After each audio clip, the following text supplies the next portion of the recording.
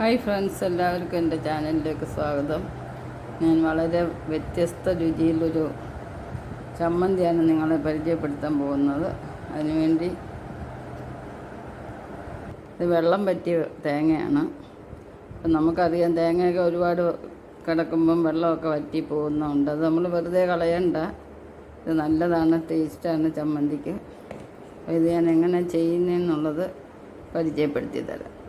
അപ്പം പൊതിയൊക്കെ കൊണ്ടുപോയി, പൊതിച്ചോറ് കൊണ്ടുപോയി ഉണ്ണുന്നവർക്കും ദൂരയാത്രയ്ക്ക് ചമ്മന്തിയൊക്കെ അരച്ചുകൊണ്ട് പോകുന്നവർക്കുമൊക്കെ ഉപയോഗപ്രദമാവും ഈ ചമ്മന്തി. പണ്ട് കാലങ്ങളിൽ നമ്മൾ അടുപ്പിനകത്ത് തീ കത്തിക്കുന്ന സമയത്ത് കണൽ വരുമല്ലോ. കണൽ വരുമ്പോൾ ഇതിട്ട് ചുട്ടെടുക്കും.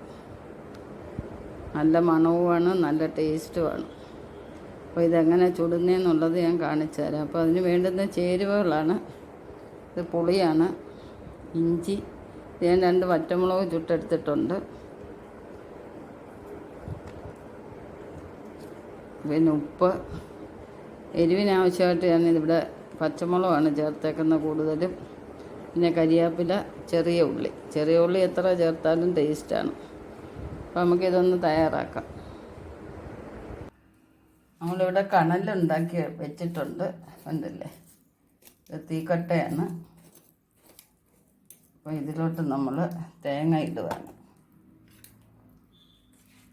തേങ്ങയെല്ലാം നിരത്തി വെച്ച് കൊടുക്കുകയാണ്.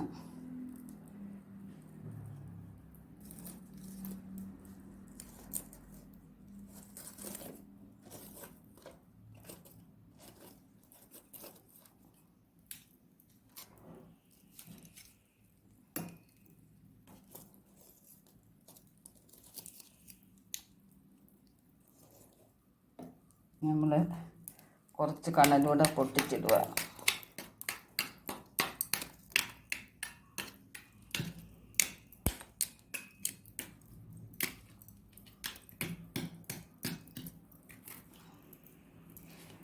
നമ്മളിങ്ങനെ കണലിലാണ് ചുട്ടെടുക്കുന്നത്.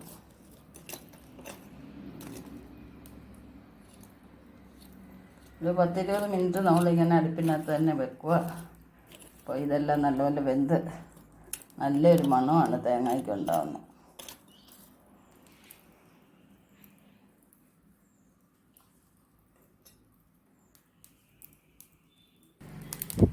അപ്പോൾ നല്ല പുക വരുന്നുണ്ട്. ഈ സമയത്ത് നമുക്ക് തേങ്ങ മാറ്റാവുന്നതാണ്. കണ്ടില്ലേ, തേങ്ങയിലോട്ട് തീ വരുമ്പോഴാണ് ഈ പുക വരുന്നത്. അപ്പോൾ നമുക്കിത് മാറ്റിയെടുക്കാം. കണ്ടില്ലേ, എല്ലാം നല്ല പരുവമായിട്ടുണ്ട്. ചെറിയ രീതിയിൽ തേങ്ങയിലോട്ട് ചെറിയ തീ വരുന്നുണ്ട്.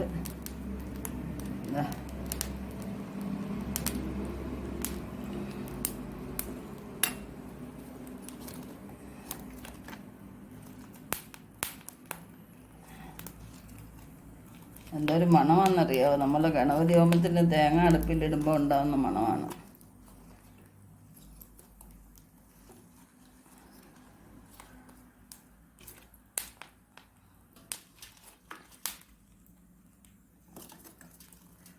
നല്ല കണലുണ്ടെങ്കിൽ എളുപ്പമാണ് വെന്ത് കിട്ടുന്നത്. കണ്ടോ?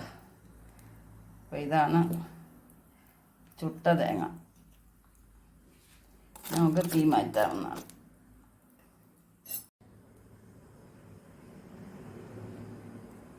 ചുട്ടെടുത്ത തേങ്ങയെല്ലാം നമുക്കിനി നന്നായിട്ട് ക്ലീൻ ചെയ്യുക. ഇതിനകത്ത് ചാരമെല്ലാം മാറ്റി കളയണം. നല്ലതുപോലെ എടുത്ത് കഴുകിയെടുക്കും. നമുക്കിനി ഇതൊന്ന് ചതച്ചെടുക്കാം. ഇതേ രീതിയിൽ നമുക്ക് മിക്സിയിലിട്ട് അടിക്കാനൊക്കത്തില്ല. അപ്പോൾ ഒന്ന് ചതച്ചിട്ട്, അല്ലെങ്കിൽ കട്ട് ചെയ്ത് ചെറിയ പീസാക്കി എടുക്കണം.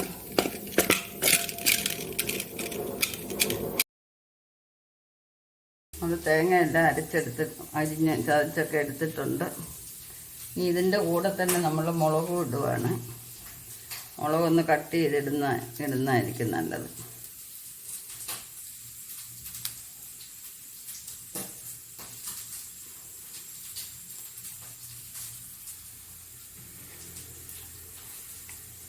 ഇനി നമുക്ക് ഇതിൻ്റെ കൂടെ ഉപ്പ് തന്നെ ഇടാം.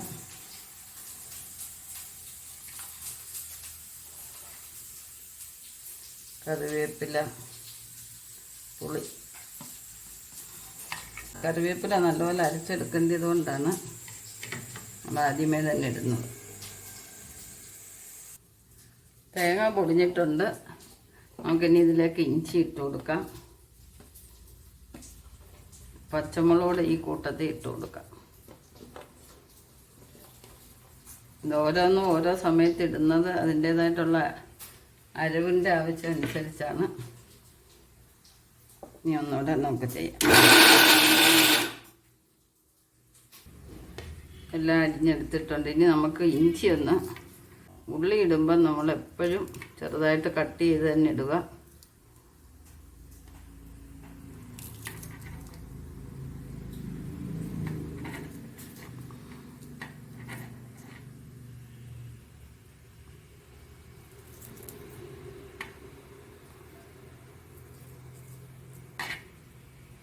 ഏറ്റവും ഒടുക്കിലാണ് നമ്മൾ ഉള്ളി ഇടുന്നത്.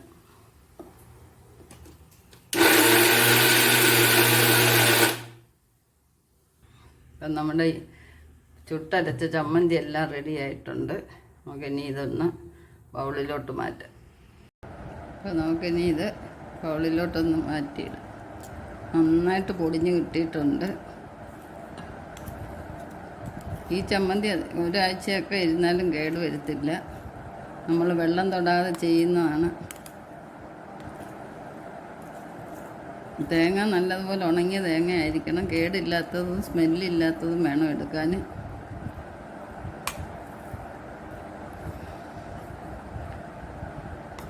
അപ്പോൾ എല്ലാവർക്കും ഈ വീഡിയോ ഇഷ്ടപ്പെട്ടെന്ന് വിചാരിക്കുന്നു. ഇതൊരു പഴയകാല രുചിയാണിത്. പണ്ടൊക്കെ എന്നും മിക്ക ദിവസവും നമ്മൾ ദൂരെയൊക്കെ യാത്ര പോകുമ്പം ഹോട്ടലൊന്നും ഇല്ലാത്ത സമയത്ത് ഇങ്ങനത്തെ ചമ്മന്തിയാണ് അരച്ചുകൊണ്ട് പോകുന്നത്. ഇപ്പം വളിക്കത്തൊന്നുമില്ല. ഇത് വേണമെങ്കിൽ ഉരുട്ടിയെടുക്കാം, അല്ല ഇങ്ങനെ തന്നെ വെക്കുകയും ചെയ്യാം. ഭയങ്കര ഒരു മണമാണിതിന്. മണം കേൾക്കുമ്പം തന്നെ നമുക്ക് ചോററിയാതെ ഇറങ്ങിപ്പോവും. അപ്പോൾ എല്ലാവരും ഈ വീഡിയോ ഇഷ്ടപ്പെട്ടെന്ന് വിചാരിക്കുന്നു. നെക്സ്റ്റ് ഒരു വെറൈറ്റി ആയിട്ട് അടുത്ത വീഡിയോയിൽ കാണാം. ഇതുവരെ സബ്സ്ക്രൈബ് ചെയ്യാത്തവരുണ്ടെങ്കിൽ ചെയ്ത് സപ്പോർട്ട് ചെയ്യുക. എല്ലാവരുടെയും സപ്പോർട്ട് എന്നും ഉണ്ടായിരിക്കണമെന്ന് അപേക്ഷിക്കുന്നു. എല്ലാവർക്കും ശുഭദിനം ആശംസിച്ചുകൊണ്ട് ബൈ ബൈ.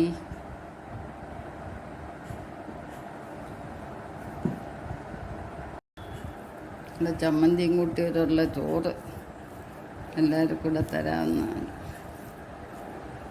എന്താ ഒരു മണം! ഇളക്കം തോറും വായിക്കാത്തൂടെ ഇങ്ങനെ വെള്ളം വന്നുകൊണ്ടിരിക്കുക. ഇത് പറഞ്ഞറിയിക്കാൻ വയ്യ. കഴിച്ച് നോക്കിയെങ്കിലേ അറിയത്തുള്ളൂ. വലിയ ഉരുട്ടി നിങ്ങൾക്ക് തരാം.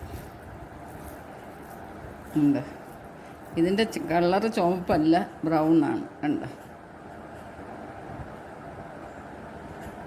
അപ്പോൾ ഇതൊന്ന് കഴിച്ചിട്ട് എല്ലാവരും ഒന്ന് രുചി പറയണേ.